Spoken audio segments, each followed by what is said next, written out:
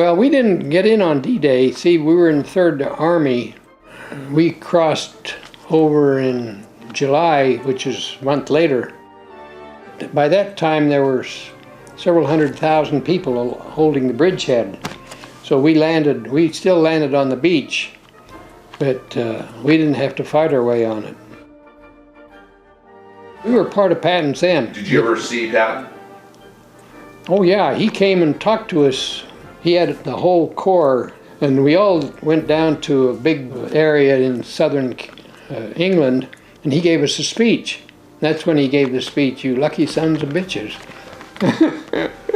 It's a funny thing, the colonel had said, you know, it's a sign of ignoramus to swear. Yeah, he was a tough guy. Well, on July 25th, they had the big breakout of the thing. And I've got a map that shows where we went and where we went through France and into Germany and through Germany. Do you remember when you first encountered any kind of conflict that you were involved with? I went up to, with these other two guys to see what the front line looked like. Because that was the first time we were 3 or 4 miles behind the front lines. And, or more than that, 10 miles maybe. And so when this soldier stopped us and said, you shouldn't go over that ridge because the Germans have an 88 millimeter gun zeroed in on the thing and they'll shoot you. So you better just walk. And so I left the Jeep with the sergeant who was with us, and the two of us went over the ridge and down the street. And it was not a sign of life, any place, nobody. And no cars, no nothing. We heard the birds sing. It was July and it was sunny. And we did hear some firing off in the distance, but nothing close. And nobody in the streets side. So we walked down the street, and finally we saw a house that looked like it might be one, and we went in, and sure enough it was had been a place where the Germans had their people, but there weren't any Germans there. We passed one guy that was, one German that was lying on the side of the road dead, and that was the only person we saw, but that's all there was, and there was nobody, and we went in that place, and it had a lot of German stuff in it, so we took it. Maybe somebody with read German could figure out what they were talking about. But anyway, it was quite a feeling, because here, this was right on the front lines. This was just below, San Lo was just down the street from us. There wasn't a sign of anybody. So we decided maybe we shouldn't walk into town because that might be pushing our luck. So then we turned around, went back and picked up our Jeep and started back. But then it was only a couple of days later that they had the big breakout. And that's when 1,000 planes came over and dropped their bombs and all this stuff. And they didn't accomplish anything, but it made a good show. And I was the spotter. We'd go up in these little planes, so I would watch for any targets of opportunity and then call for fire. We didn't have any problems until the Battle of the Bulge, and then one day, at that time was the first time we'd seen any planes in many German planes at all the way across. There just weren't any. But that was one time that I encountered. We were going down the Seine, which is about 20 miles west of Paris, just going down the Seine, and all of a sudden 6 Messerschmitts came roaring by right at the same level. I could look out and see this guy, just like the movies, you know, you see this guy. You didn't have any guns or anything to defend yourself on this? No, we didn't have anything, so the pilot did a very rapid, get the hell out of there. And they just went on by, and they didn't come back or anything. They were going someplace. After this particular case, we were transferred down south. There was a bridge across the Rhine River down south near Switzerland. And the American Air Force had tried to knock out the bridge so that they had trapped the Germans on this side of the thing. and they weren't successful. So they sent our whole unit down, clear down from up in the north down there. So we went, it was winter, it was snowing.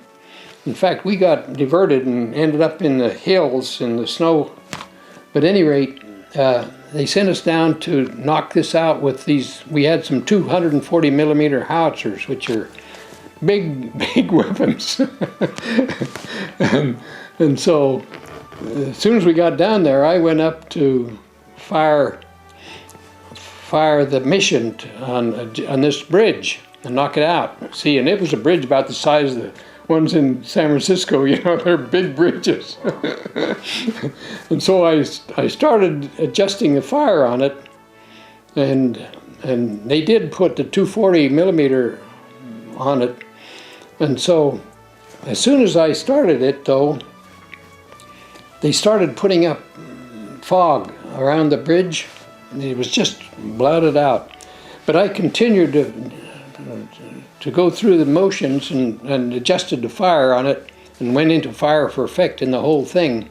But by that time I couldn't see the bridge at all. But in the meantime they had sent up anti-aircraft. And this is the only time I'd seen these anti-aircraft, and they were all over the sky, and we were the only ones up in there. So they were all firing at us. That must have been scary. It was kind of scary, but I knew that it was, even they don't hit very often, and it turned out they didn't hit me. Since I had the most dangerous job in the outfit, they put me on to go to this rest camp for a week, and this was down in the French Alps, and this was a hotel in Grenoble. Then I went back, and we went back north, and we were assigned to the British 7th Army. Yeah, then we went on into Germany and went across, and it was pretty easy. And we went clear to the Elbe River, and so we could see Berlin burning, but it was about 20 miles from Berlin. But They let the Russians go in first. the Russians supposed to go in first, which is, we're welcome to it. In the meantime, all the Germans decided to escape. The German army decided to escape over to our side, so they came across the Elbe and gave themselves up. And so we ended up with about 80,000 Germans in a big place that we had to feed, because they didn't want to be captured by the Russians, because those Russians were mean and we were nice. I was driving someplace in Germany, Gardelegen, a town, and I smelled this odor. Real, you know, I was in a Jeep, and it was a real bad odor. And I saw a bunch of people over there, so I went over there. A big barn, I think it was a wooden and stone barn, a big one. And it turns out that the German guys, had, some lieutenant or captain had these 1,000 people, and he didn't know what to do with them, so they put them in this barn and set fire to the barn and locked it. And so this was being unloaded, and they had a bunch of Germans doing it to unload them. So, but the Germans had killed 1,100 just by burning them, and they tried to escape, and they had clawed their way under the wood, and their heads. So I took pictures of all that mess, and that's the only direct thing that I'd seen, but it was enough. If you had 100 points, and you got a point for a decoration or anything, but you had to have a lot of points to get 100. And if you had 100 points, you were going to be redeployed to the States. If you didn't, you were going to be redeployed to Japan.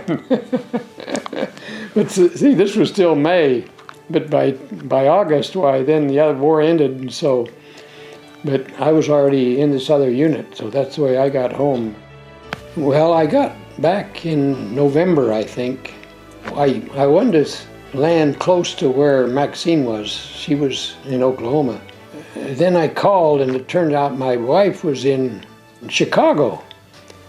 I got the address of where she was in Chicago. That was the first time I'd seen her from about 2 years.